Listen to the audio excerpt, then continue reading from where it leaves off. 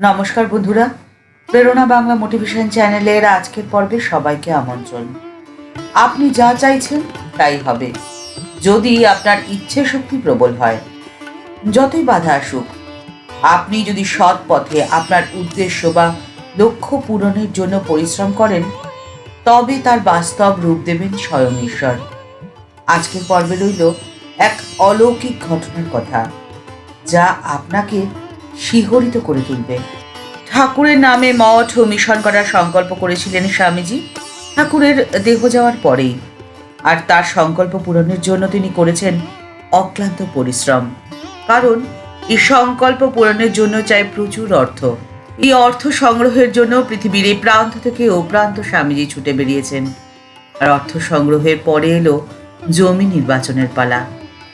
স্বামীজি খুঁজে বেড়াচ্ছেন নানা স্থানে জমি, কিন্তু এই কথা জানলে শিহরিত হতে হয় যে বর্তমানে বেলুড়ে যেখানে মঠ ও মিশন রয়েছে, সেই জমিটি ঠাকুর নিজে নির্দিষ্ট করে গেছিলেন তার মঠ স্থাপনের জন্য। আজকের পর্বে সেই ঘটনাই আপনাদের সাথে শেয়ার করে নেব।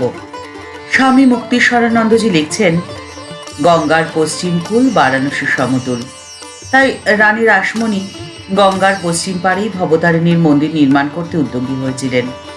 কিন্তু বহু চেষ্টা করেও পশ্চিম পাড়ে কোনো জমি সংগ্রহ করতে তিনি পারেননি। তাই মন্দির স্থাপিত হলো গঙ্গার পূর্ব পাড়ে দক্ষিণেশ্বরে। আর স্বামীজির একান্ত ইচ্ছে ছিল গঙ্গার পূর্ব পাড়েই, অর্থাৎ যেদিকে দক্ষিণেশ্বর রয়েছে, সেদিকেই মঠ স্থাপন করবেন। সেই জন্য তিনি অনেক দিন ধরে অনেক জমি সন্ধান করেছেন। এমনকি তিনি গঙ্গার পশ্চিম তীরে বেলুড়ের জমির খোঁজ পাওয়ার পরেও তা ছেড়ে দিয়েছিলেন। স্বামীজির বেলুড়ের জমি ছেড়ে দিয়ে কলকাতায় জমি কেনার কথা ভেবেছিলেন, কিন্তু শেষে বেলুড়েই মঠ স্থাপিত হলো। এই জমির সন্ধান বা মঠ স্থাপনের অনেক আগের কিছু ঘটনার পর্যালোচনা করলে মনে হয় বেলুড়ে রামকৃষ্ণ মঠ ও মিশন স্থাপন হওয়া নিছক কাকতালীয় কোনো ঘটনা মাত্র নয়। শ্রী শ্রী ঠাকুর নিজেই ঠিক করে রেখেছিলেন যে সেখানেই মঠ স্থাপিত হবে। তাই হয়েছে। স্বামীজি এই মঠের জমি কেনার অনেক আগের কথা। শ্রী শ্রী মা একবার ঘুষুরি থেকে মাঝ গঙ্গা দিয়ে দক্ষিণেশ্বরে যাওয়ার সময় দেখলেন যে ঠাকুর অদূর গায়ে ওই জমিতে বেড়াচ্ছেন।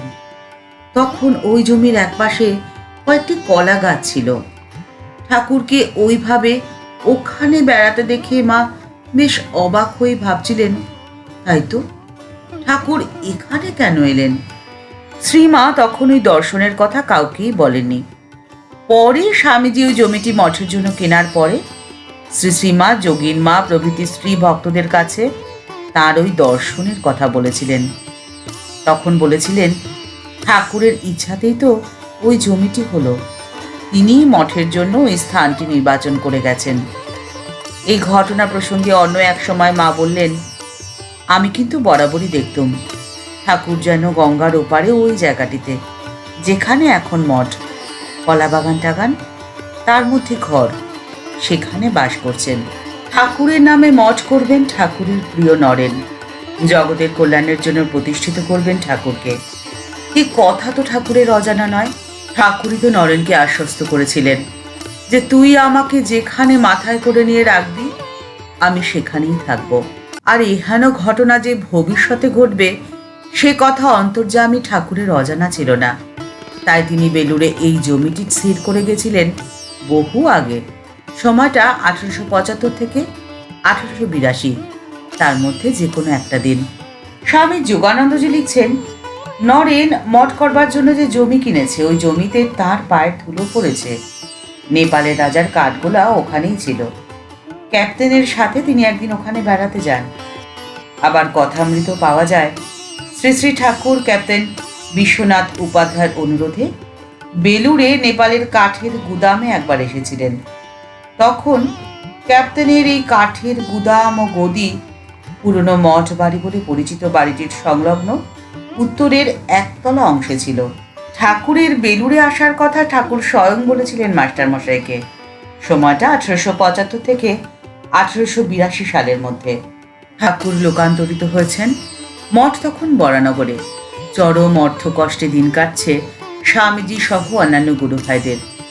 মঠ তৈরির কথা তখন দুঃস্বপ্ন। ঠিক সেই পরিস্থিতিতেই স্বামীজি একদিন হঠাৎ বরানগরের খেয়াঘাটে দাঁড়িয়ে উপস্থিত তার কয়েকজন গুরুভাইকে বলে উঠলেন, আমার কি মনে হচ্ছে জানো, আমার মনে হচ্ছে আমাদের পার্মানেন্ট মঠ বোধহয় এই নদীর আশেপাশেই তৈরি হবে। পরিশেষে মঠ তৈরি হলো স্বামীজির দীর্ঘ 12 বছরের সাধনার পরে।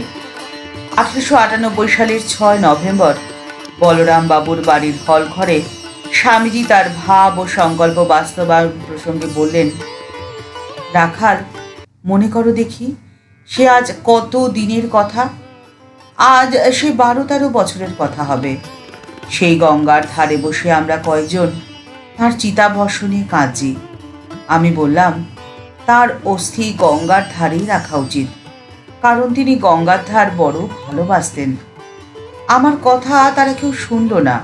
তার চিতাভস্ম নিয়ে কাকুরগাছির বাগানেতে রাখল। সেদিন আমার প্রাণে বড় ব্যথা বেজেছিল। রাখাল, মনে করো আমি কি দৃঢ় প্রতিজ্ঞা করেছিলাম।